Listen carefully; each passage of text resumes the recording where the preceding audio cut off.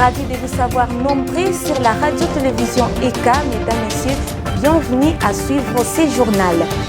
Au sommaire de ce journal, les combattants M23 ont décidé de se rendre aux forces armées de la FARDC suite aux multiples mensonges provenant de leur chef qui leur avait promis une somme d'argent, chose qui n'a pas été faite. 18 ans après la mort du défenseur des droits de l'homme Pascal Kabongoulou, assassiné en ville de Bukavu en date du 31 juillet 2025 à son domicile, ses collègues déplorent l'inertie de la justice face aux multiples cas d'assassinat de DDH à Bukavu au site Kivu. Voilà tout pour le titre. Place à présent aux détails.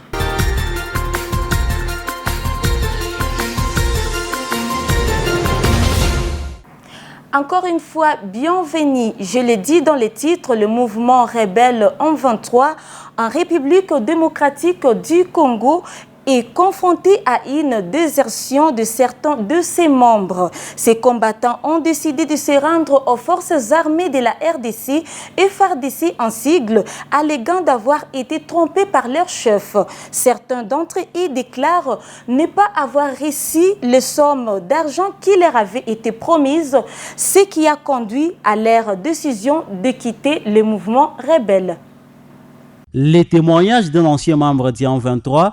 Ce dimanche, un jeune homme qui a fait partie d'IAM 23 a expliqué ses raisons de sa décision de se rendre aux FARDC. Dans son témoignage, il affirme que le chef du mouvement lui avait promis une somme de $300 en échange de sa participation. Pendant, à ce jour, il n'a toujours pas reçu cette rémunération. Il souligne également qu'il n'est même pas en mesure de se payer une simple cigarette, ce qui l'a laissé frustré et déçu. Des promesses non tenues, ces promesses financières faites par les chefs d'IAM 23 semblent être l'une des principales raisons qui poussent certains combattants à quitter les mouvements. Ces promesses étaient peut-être destinées à les motiver et à soutenir leurs actions rebelles, mais leur non-fulfillment a sapé la confiance de certains combattants. Les difficultés financières auxquelles ils sont confrontés en raison de ces promesses non tenues ont renforcé leur mécontentement et ont conduit à leur désertion. La situation en RDC est complexe avec de nombreux mouvements rebelles opérant dans le pays. La désertion des membres d'IAM 23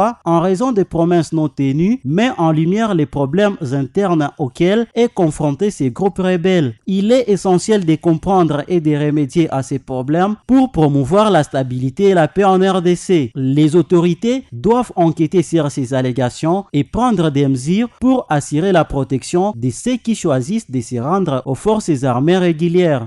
BAPEJ RDC s'oppose farouchement à l'opération candidat suppléant membre de la famille et appelle les vaillants citoyens électeurs à la vigilance et de bien identifier les récalcitrants et les sanctionner sévèrement car le Congo n'est pas un bien privé.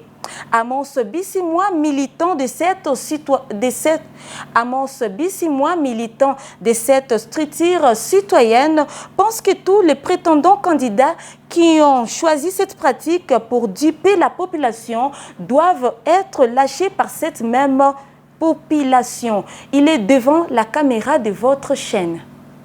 Il y a certains acteurs politiques qui continuent à faire montre de la gourmandise, de l'égoïsme politique en RDC. Pourquoi je le dis? Nous avons constaté que sur la liste des députés nationaux qui prétendent postuler comme députés nationaux, il y a certains qui ont pris leurs familiers, leurs femmes, leurs frères comme des premiers et deuxièmes suppléants. Ce qui ne passe pas au niveau de l'OBAPEJ RDC. Parce que nous ne devons pas être en train de danser pour les acteurs politiques, mais quand il s'agit maintenant de partager les gâteaux, ils ne pensent qu'à leurs familiers au détriment des Congolais. C'est comme qui dirait, ce sont les Congolais qui doivent porter des drapeaux, qui doivent être des danseurs, des politiciens. Mais quand il s'agit des intérêts, on exclut les Congolais. Voilà pourquoi nous pensons que nous ne sommes plus à ce stade. Et les politiciens ne doivent pas continuer à nous prendre pour des idiots. C'est là que nous appelons le peuple congolais à identifier tous ces gourmands politiques, tous ces commerçants politiques qui ont pris comme suppléants, comme des premiers suppléants, comme deuxième suppléants, leurs femmes et leurs frères, on doit les identifier et les sanctionner. Toujours en politique, la politique n'est pas une affaire d'une catégorie de la population. Les jeunes doivent s'en approprier dans l'objectif de changer la donne pour l'émergence de la République démocratique du Congo. C'est l'essentiel du message de M. Balegane Kashinze Soleil lors d'un entretien avec la radio-télé ECA ce mercredi 28 juillet 2023. Selon lui, les rajeunissements de la classe politique congolaise est une solution durable pour le bien-être des Congolais. Les acteurs politiques actuels au pouvoir depuis des années n'ont presque rien apporté pour la nation à part le détournement des deniers publics. Il appelle les jeunes à user de leurs compétences car tout est encore possible. Les honorables députés, ils ont perdu leur temps en train de pourchasser le gouverneur de province au lieu de contrôler cet exécutif et demander ce qui doit revenir à la population.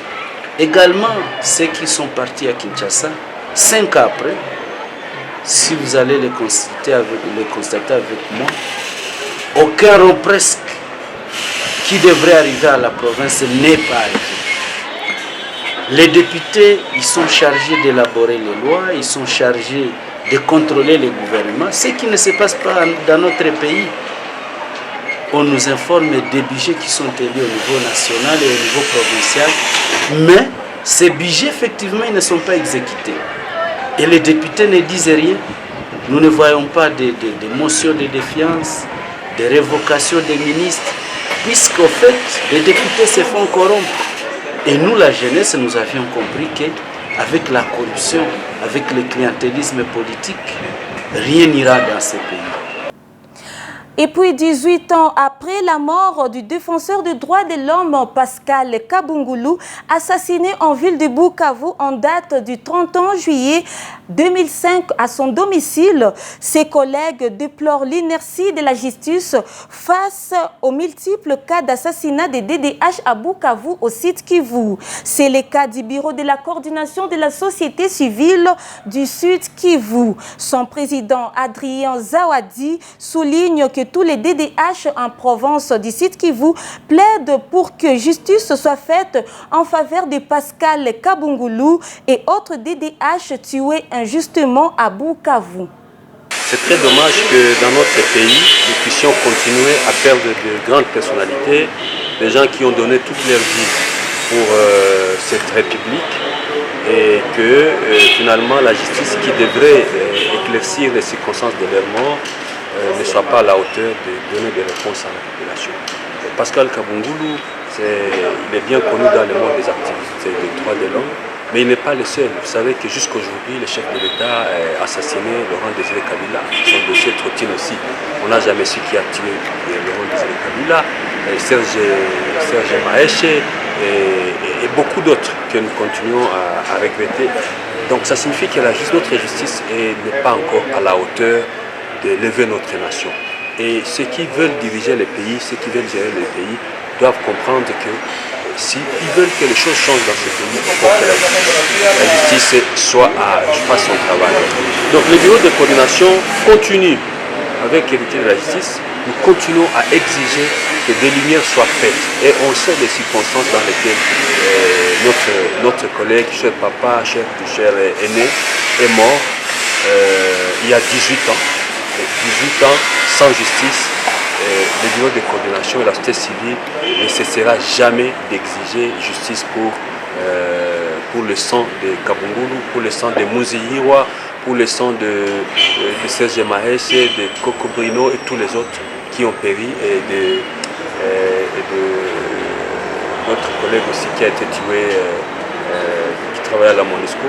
Donc tous ces gens-là, la société civile continue à exiger que justice soit faite. Et un jour nous y arriverons parce que nous ne baisserons jamais les bras.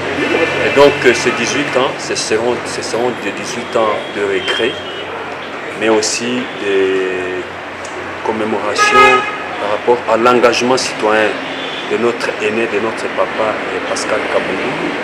Et aussi une façon de renouveler aujourd'hui, ça sera une occasion pour les activistes des droits de l'homme de Bukavu du Sud Kivu de renouveler leur engagement, parce que le combat pour lequel Kabongo est mort, c'est un combat juste. C'était un combat pour la paix dans le Sud Kivu, pour la paix dans la région. Quittons la province du Sud Kivu pour se diriger au Congo central. En discussion à Kisantu, les bancs syndicales obtiennent du gouvernement certaines garanties en rapport avec les revendications des enseignants. Lancé le lundi 19 juillet 2023 par le ministre de l'EPST, Tony Mwaba, les travaux entre le gouvernement congolais et les bancs syndicales de l'enseignement primaire, secondaire et technique se poursuivent à Mbouela Lodge, dans la cité de Kisantu, en province du Congo central. Après une insistance farouche du banc syndical sur ses exigences de voir les listes des pays actualisées, qui a conduit à la suspension des discussions durant 24 heures, les travaux ont repris en commission paritaire le lundi 24 juillet 2023, après avoir reçu du gouvernement les listings des pays en question. En croire la cellule de communication du ministère de l'EPST, les présents listings ont rencontré la satisfaction des délégués syndicaux de toutes les provinces éducationnelles du pays qui avaient quitté la salle des négociations depuis vendredi. Ces documents, qui sont pris en charge dès ce mois de juillet 2023, intègrent les réajustements de la prime de gratuité qui est passée de 50 000 francs à 80 000 francs, la paie des nouvelles unités identifiées INOT NB, nouvelles budgétisées, l'octroi et les réajustements des frais de fonctionnement, la paie et les réajustements des frais de fonctionnement des écoles primaires ayant connu les changements de structure, l'octroi des frais de fonctionnement au bureau gestionnaire, les paiements des inspecteurs et agents d'appoint de l'inspection scolaire générale, précise-t-elle. Il a été relevé dans la salle que les enseignants peuvent vérifier toutes ces informations en consultant le site web www.dinacoprdc.com à partir de ce mardi 25 juillet 2023. Ces échanges ont pour objectif d'évaluer les accords contenus dans l'addendum de Bibois signé entre l'État et les bancs syndicales de l'EPST le 21 novembre 2021 afin de garantir une rentrée scolaire 2023-2024 apaisée. Fin de cette édition du journal. Mesdames, Messieurs, merci à vous de l'avoir suivi. Au revoir.